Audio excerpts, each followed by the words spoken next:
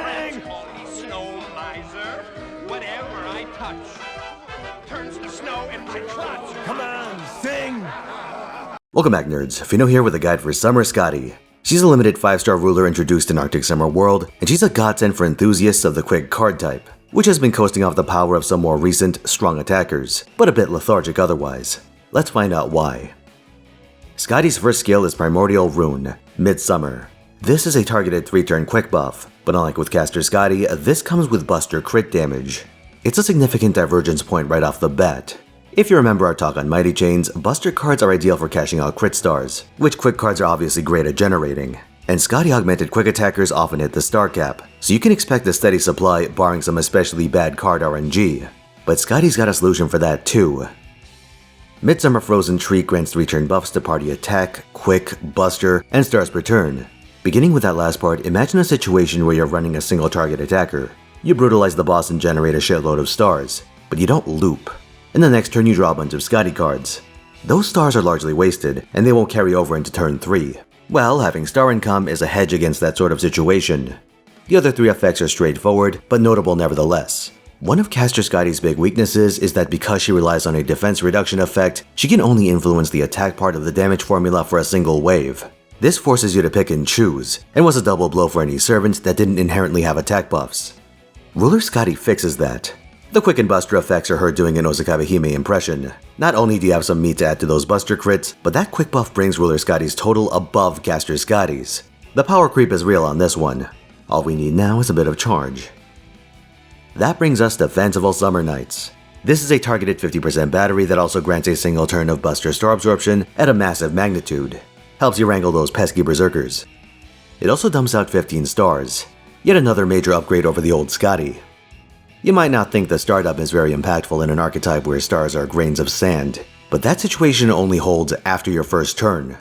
One of the weaknesses of old school quick teams is that if you drew all your attacker's cards on turn 1, you'd bleed a huge amount of damage from lost crits, or you'd have to run star dump craft essences.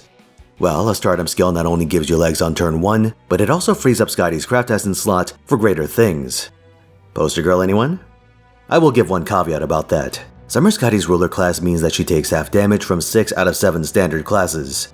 While she'll still go down from eating a noble Phantasm, it does mean that you may have difficulty getting her off the field unless you opt for some esports action and deliberately keep her at a low level.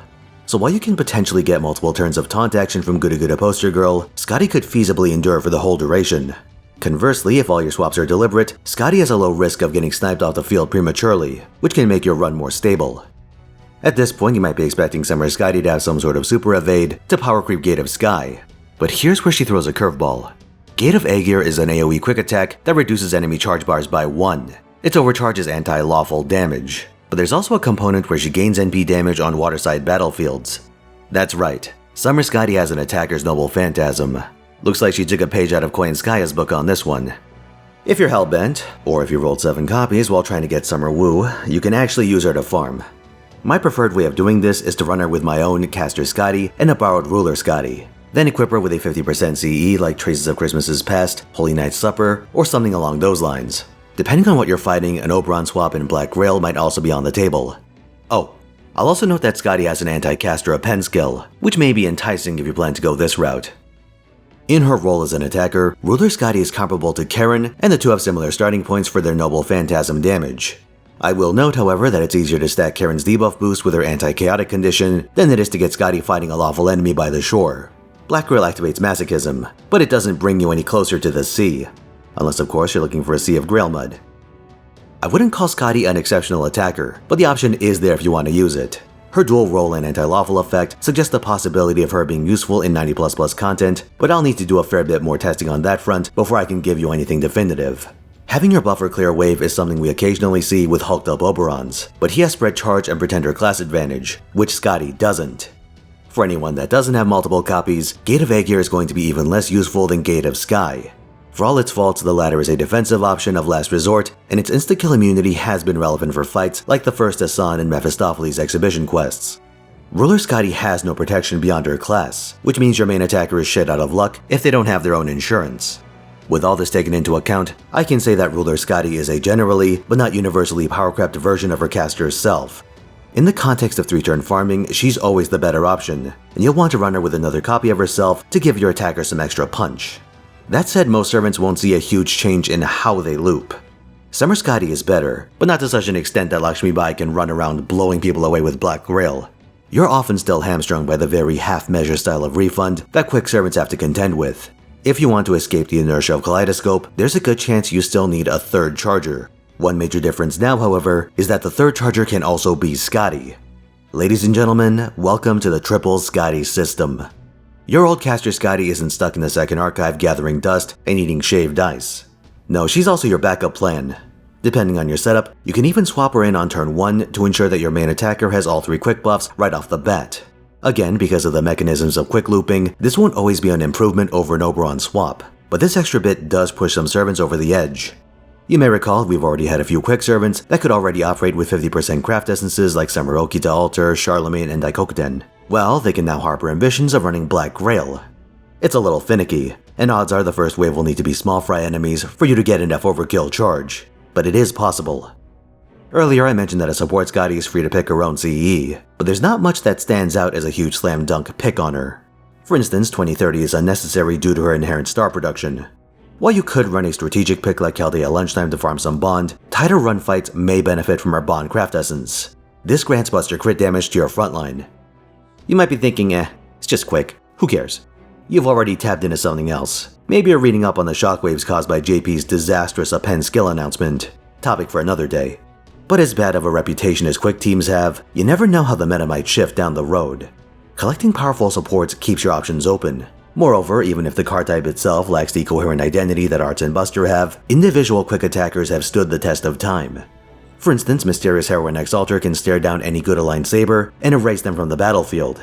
Being able to back up that kind of firepower with Skadi's instant value is a combo you shouldn't underestimate. So here are the big reasons to get Ruler Skadi. First, she's generally better than caster Skadi for farming and a lot of boss killing scenarios, ones where you can go for a kill before they retaliate with a noble Phantasm. This is doable in part thanks to her star dump, which enables turn 1 plays that were previously quite a bit more annoying for quick teams. Secondly, she's effectively another Skadi for team building purposes, but because she's treated as a separate servant, you can do some clever tricks. For one, you can run a near full power Skadi system in advanced quests and other content that locks you out of your support list, like those ultra high difficulty super recollection quests. Arch teams typically fall back on Zhu Fu, and Buster teams just have to suck it up by comparison. And here's a wild thought. Use Ruler Skadi alongside Koi and Skaya. Another trick is that you can just run your own 2 Skadis and pick any quick attacker you want from your support list. If your particular situation calls for Huyan Zhou, Mysterious Heroine Exalter, Okita Soji, doesn't matter. You can actually utilize the fancy attackers everyone shows off, especially in events with damage CEs. You normally don't do this because running a full power system is better, even with your own weaker attackers, but the new Skadi system doesn't have to make that choice. Your strategic team building becomes easier, in other words. With all this in mind, I do recommend picking up a single copy of Ruler Skadi. Now there's one question left. Is there a situation where the original Skadi is better? I don't mean for one-off defensive needs, I mean as the main game plan. That's a more difficult subject to parse out, and I'm afraid I don't have answers across the board at this moment. Case analysis is probably going to need a separate video, but here's what I do know. You almost always want Ruler Skadi for servants who have 2 or more buster cards. The most extreme example of this is Berserker Seishonagon, who has 3 busters and desperately wants to hit the ground running. And servants with 2 Q2A decks will generally take Ruler Skadi's more robust buff suite. Where there's doubt is with 3 Q servants who attack mostly with their quick cards for on-hit effects. Jinkei, Kojiro, and Sen no Rikyu, for instance. Whether there's a case for them to default to caster Skadi, we'll have to see at a future date. Thanks for watching, lads. Like if you found this video useful, subscribe for more, and come watch me at twitch.tv/Finotaisen where I stream every week, 3 PM Pacific time, Wednesday and then Friday through Sunday. This week I'll be playing Persona 3 Reload on Wednesday, Pokemon Alt Red on Friday, Mecha Break on Saturday, and probably wasting my money in FGO on Sunday. Stop on by and hang out. Till next time.